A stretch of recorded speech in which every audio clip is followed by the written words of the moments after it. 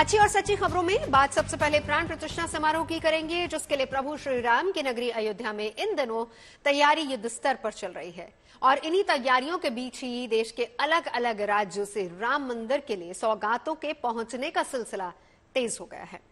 गुजरात के अहमदाबाद से 500 किलोग्राम का नगाड़ा एक विशेष रथ से अयोध्या पहुंच चुका है, जिसके बाद इसे राम मंदिर ट्रस्ट के सुपुर्द कर दिया जाएगा। खबर यह भी है कि नगाड़े को बनाने वाले डगबर समाज के 4 लोग प्राण प्रतिष्ठा के दिन इसे मंदिर में बजाएंगे। तो क्या है इस नगाड़े की खासियत, देखिए इस रिपोर्ट में।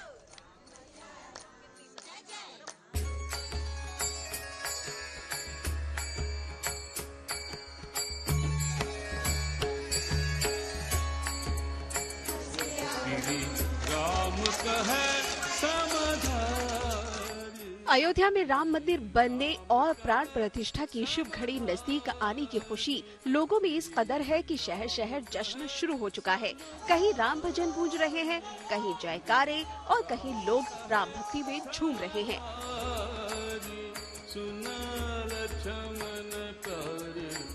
अहमदाबाद और अयोध्या से आई ये तस्वीरें इसी बात की गवाही दे रही है। हर्ष और उल्लास के साथ रामो उत्सव का जश्न मना रहे ये लोग राम मंदिर के लिए अलग अलग सौगात भी अयोध्या भेज रहे हैं। ऐसी ही एक सौगात लेकर अखिल भारतीय डगबर समाज के लोग झूमते गाते अयोध्या पहुंचे हैं। ये सौगात कुछ और नहीं बल्कि मंदिर में बजने वाला नगाड़ा है, जिसे एक साथ रथ पर रखकर प्रभु श्री राम की नगरी अयोध्या लाया गया है। इसके बाद इसे राम मंदिर ट्रस्ट को सौंप दिया गया। इस मौके पर ट्रस्ट के महासचिव चंपत राय के कहने पर डगबर समाज के लोगों ने इसे बचाकर भी दिखाया।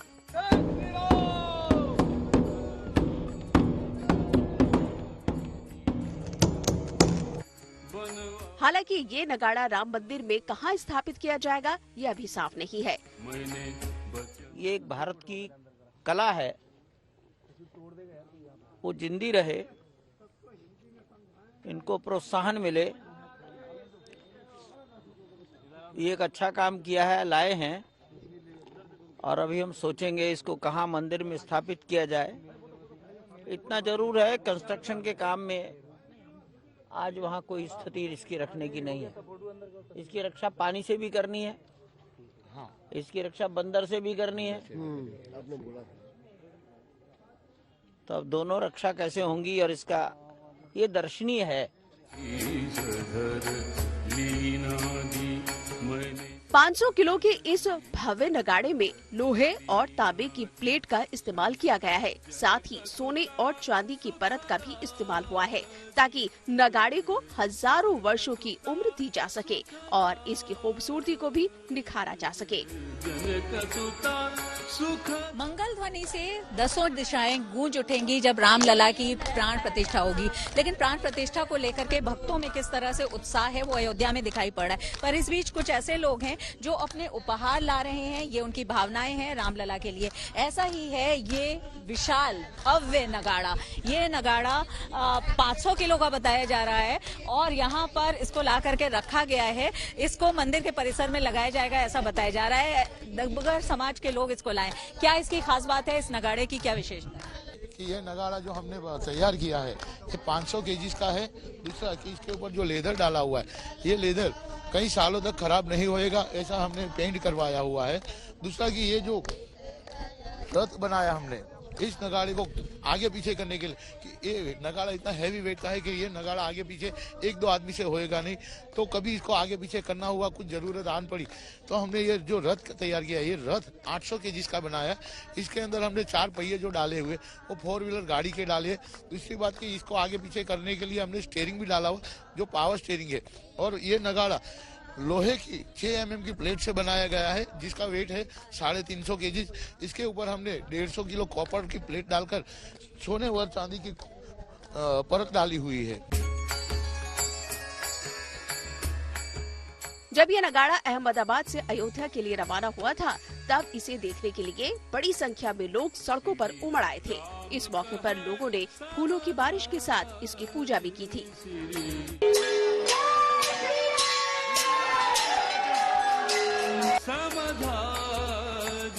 और अब जब ये अयोध्या पहुंच चुका है, तब भी इसे देखने वाला तांता लगा हुआ है।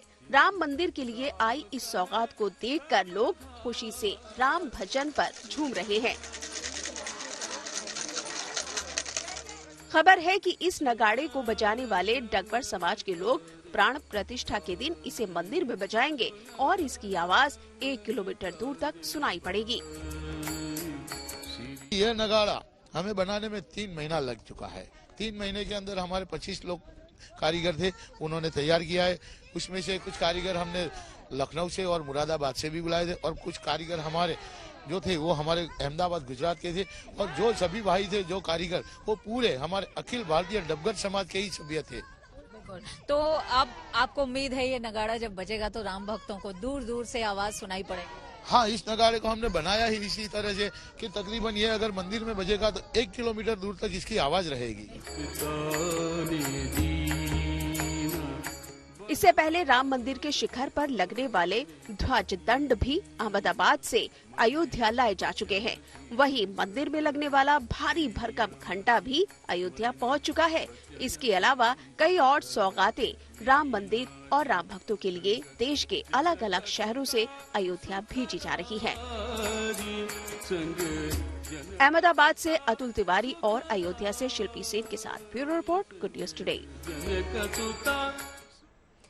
अयोध्या में बने राम मंदिर में 22 जनवरी के दिन प्राण प्रतिष्ठा होगी, लेकिन इस अनुष्ठान से पहले ही अयोध्या समेत देश भर में कई तरह के धार्मिक आयोजन शुरू हो जाएंगे। वहीं इस मौके पर अयोध्या रामलीला का मंचन फिर से होने जा रहा है, जिसमें जाने माने कलाकार रामायण के पात्रों का किरदार निभाते नजर आएंगे। बताया भी जा रहा है कि रामलीला 18 से 22 जनवरी के बीच अयोध्या के राम घाट पर होगी। कुलभूषण और माता जानकी का किरदार निभाने वाली अभिनेत्री ममता जैन समेत दूसरे कलाकार अयोध्या रवाना होने से पहले मीडिया से मुखातिब हुए। अयोध्या की रामलीला खास क्यों है, ये बात कर लेते हैं सुभाष मलिक से, जो इस बार दूसरी साल में दूसरी बार होने जा रही है। देखिए, रामलला जी 500 वर्ष बाद अपने जगह पे विराजमान होने जा रहे हैं, तो उस शुभ अवसर पे हमने इस बार रामलीला का दूसरे वर्ष भी आयोजन करने का सोचा है। तो यह रामलीला 17 जनवरी से 22 जनवरी तक का आयोजन होगा। इसके अंदर बॉलीवुड के कई सारे स्टार्स है, भाग्यश्री है, मनोज तिवारी जी है, रवि किशन जी है और अभी और भी कलाकारों का आना समय है। ये पहली बार है जब दशहरा से पहले अयोध्या में रामलीला का मंचन होने जा रहा है, जिसमें फिल्मी कलाकार भाग्यश्री, रजा मुराद, ममता जैन, रूबी चौहान के साथ मनोज तिवारी और रवि किशन जैसे नेता भी रामायण के किरदारों को निभाते नजर आएंगे। प्राण प्रतिष्ठा के मौके पर सरयू के राम घाट पर होने जा रही इस रामलीला के लिए ये कलाकार काफी उत्साहित है।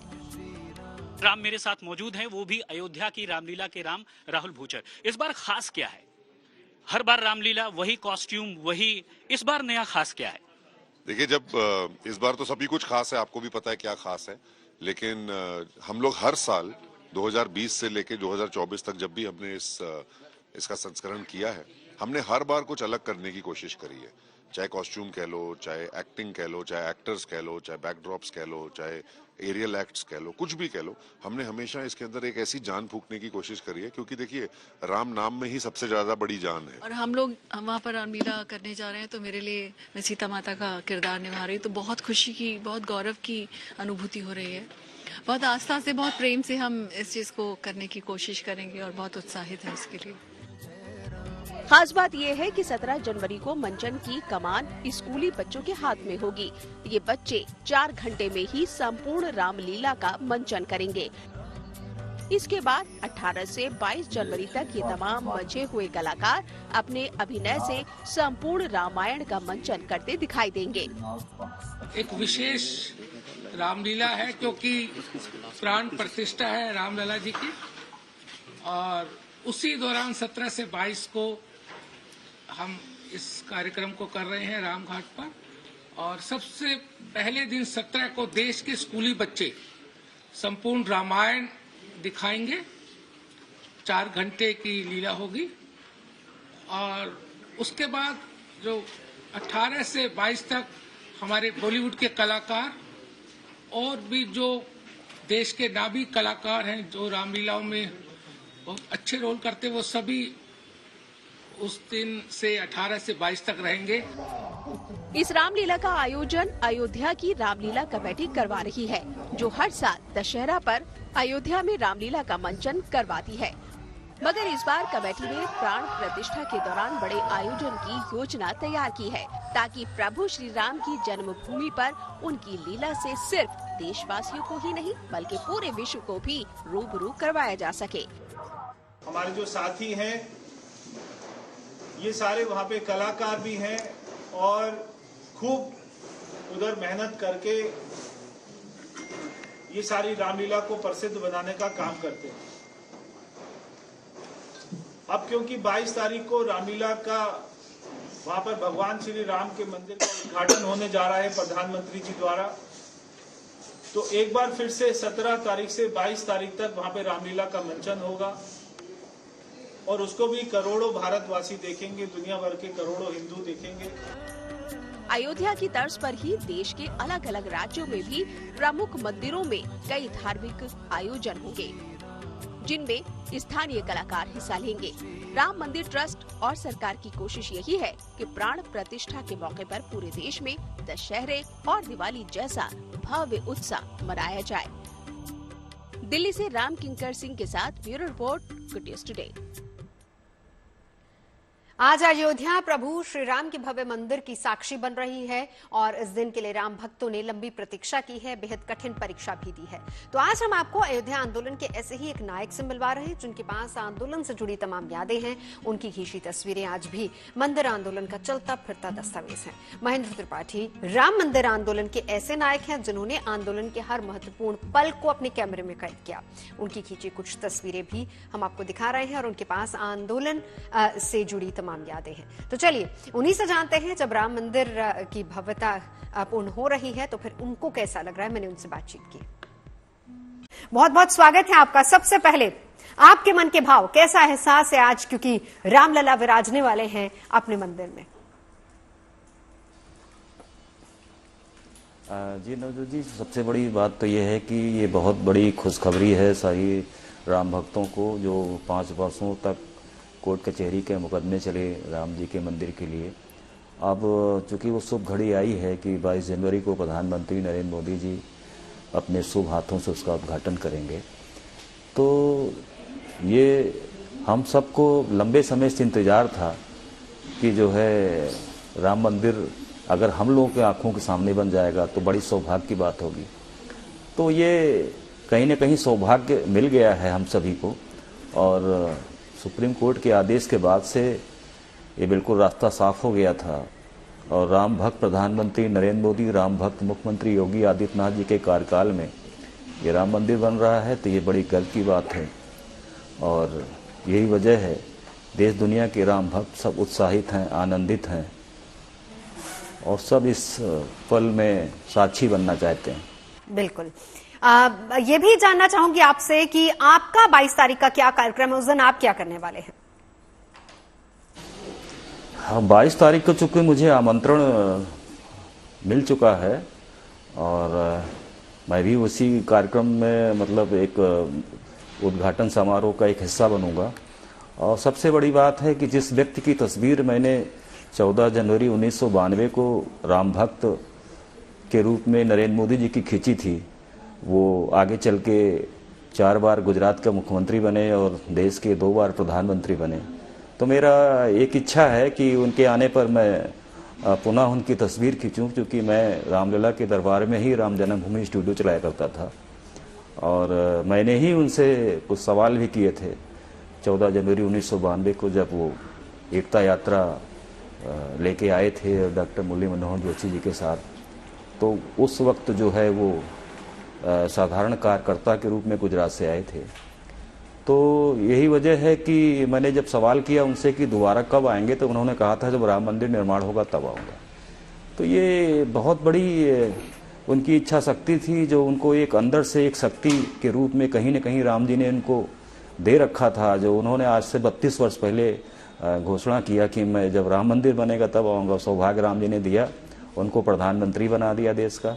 और 5 अगस्त 2020 को राम मंदिर की उन्होंने नींव रखकर अपने उस संकल्प को भी पूरा कर दिया है। अब 22 जनवरी को उद्घाटन कर रहे हैं, ये सबसे बड़ी सौभाग्य की बात है। बहुत खूब, यकीनन उम्मीद करते हैं कि आपकी इच्छा जरूर पूरी हो। राम के आने से आपको क्या लगता है, क्या कुछ बदलेगा? क्योंकि लोग कह रहे हैं कि राम राज्य आएगा। सवाल यहाँ पर यह है कि क्या भाईचारा बढ़ेगा, क्या हर वर्ग का उद्धार होगा? आपको क्या लगता है? क्योंकि जब हम राम राज्य देखते हैं तो हम यही सारी चीजें उसमें सोचते हैं। तो सबसे पहले तो आज अगर पुरानी अयोध्या देखी जाए तो जीर्ण शीर्ण अयोध्या थी। इस अयोध्या में जो है कहीं कोई सफाई, सुंदर नगरी नहीं दिखती थी, गंदगी ही दिखती थी।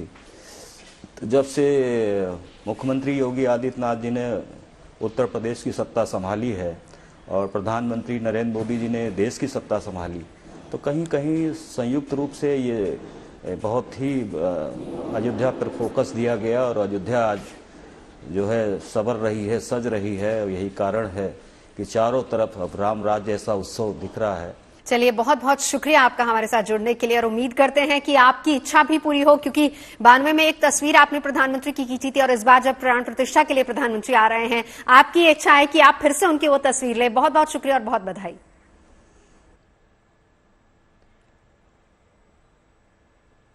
और अब बात दुनिया के सबसे बड़े शहरी स्वच्छता सर्वेक्षण की, जो कि पिछले 9 साल से भारत में हर साल किया जा रहा है। स्वच्छ सर्वेक्षण 2023 के नतीजे सामने आ चुके हैं। दिल्ली के भारत मंडपम कन्वेंशन सेंटर में आयोजित कार्यक्रम में राष्ट्रपति द्रौपदी मुर्मू, केंद्रीय शहरी विकास मंत्री हरदीप पुरी ने परिणामों का ऐलान किया, जिसमें पहली बार इंदौर की बादशाहत को सूरत की तरफ से चुनौती मिलती नजर आई। स्वच्छ सर्वेक्षण के 8वें एडिशन में इंदौर के साथ सूरत पहले पायदान पर नजर आया। इंदौर लगातार 5वीं बार देश का सबसे स्वच्छ शहर घोषित किया गया, तो सूरत को पहली बार ये पहचान मिली है। स्वच्छ सर्वेक्षण 2022 के परिणामों में तीसरे नंबर पर रहने वाले महाराष्ट्र का नवी मुंबई शहर है और इस बार तीसरे पायदान पर नवी मुंबई रहा। इस बार पोर्ट सिटी विशाखापट्टनम ने देश के चौथे सबसे स्वच्छ शहर का तमगा अपने पास बरकरार रखा है और बड़ा उलटफेर 5वें पायदान पर हुआ, जहां पिछली बार आंध्र प्रदेश का ही विजयवाड़ा शहर था, लेकिन इस बार भोपाल है। देश के सबसे स्वच्छ शहरों की फहरिस्त में विजयवाड़ा 6ठे स्थान पर आया है और दिल्ली में एनडीएमसी यानी कि दिल्ली नगर पालिका परिषद के इलाके ने 7वां स्थान हासिल किया, जिसकी वजह से स्वच्छता की रैंकिंग में एनडीएमसी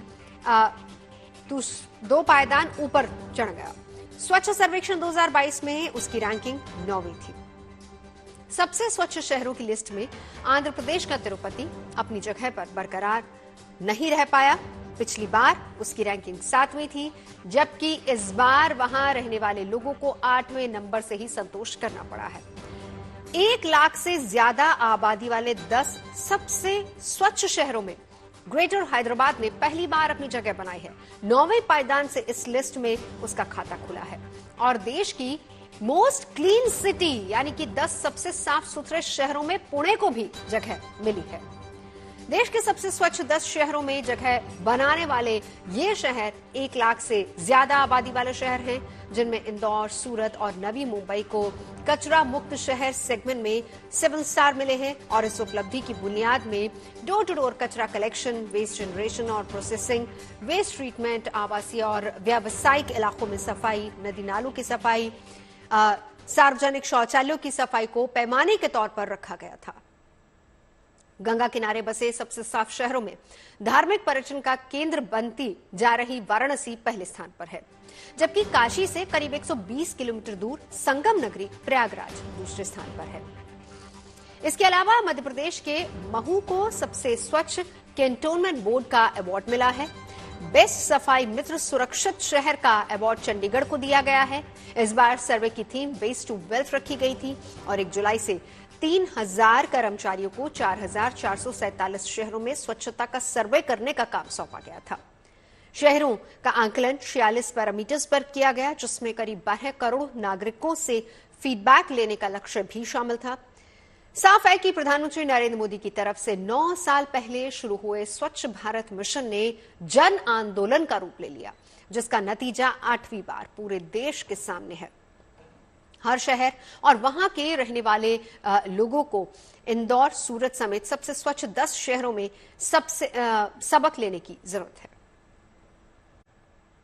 इंदौर को देश के सबसे साफ शहर का सम्मान ऐसे ही नहीं मिला, बल्कि इस उपलब्धि की बुनियाद में गीले और सूखे कचरे के निपटारे की काबिलियत भी शामिल है। साल 2017 से केंद्र सरकार की तरफ से आयोजित होने वाले स्वच्छ सर्वेक्षण में इंदौर लगातार बाजी मारता रहा। 7वीं बार सबसे स्वच्छ शहर का ताज मिलने से न सिर्फ आम लोग बल्कि मध्य प्रदेश के मुख्यमंत्री मोहन यादव भी बेहद खुश हैं, जिनसे बात की मेरी सहयोगी श्वेता झा ने। इस वक्त हमारे साथ मध्य प्रदेश के मुख्यमंत्री खुद मौजूद हैं। सर, स्वच्छता सर्वेक्षण में दूसरा स्थान राज्य को, लेकिन इंदौर नंबर 1। इंदौर नंबर 1 था, है और रहेगा। मुझे इस बात की प्रसन्नता कि इंदौर के रहवासियों ने लगातार अपने को इसमें ढाल लिया है और हमारे यशस्वी मंत्री कैलाश जी विजयवर्गीय, जिनने स्थानीय शासन मंत्री में अभी काम कर रहे हैं, पहले महापौर थे और उनने लगातार ये अभियान चलाया। और मैं सभी अभी वर्तमान के महापौर पुष्यमित्र भार्गव जी को बधाई देना चाहूँगा कि एक बार बनना सरल है, लेकिन उनकी पूरी टीम ने मिलकर के काम किया और एक बार फिर इंदौर नंबर 1 आया है। और स्वच्छता संरक्षण में द्वितीय नंबर पे भी आना ये राज्य के लिए बहुत बड़ी उपलब्धि है। सर, अभी अभी आपने कार्यभार संभाला है, नंबर 2 राज्य इस बार जरूर है, आगे आपका मिशन क्या? निश्चित रूप से हम नंबर 1 पे आएंगे और माननीय मोदी जी के नेतृत्व में न केवल राज्य को स्वच्छता में बाकी क्षेत्रों में भी हम आगे बढ़ाने के लिए कृत संकल्पित हैं। खबरें सच्ची होनी चाहिए, अच्छी खुद ब खुद लगती हैं। Navjot Randhawa signing off. आप सुनते रहिए गुड न्यूज और देखते रहिए गुड न्यूज टुडे।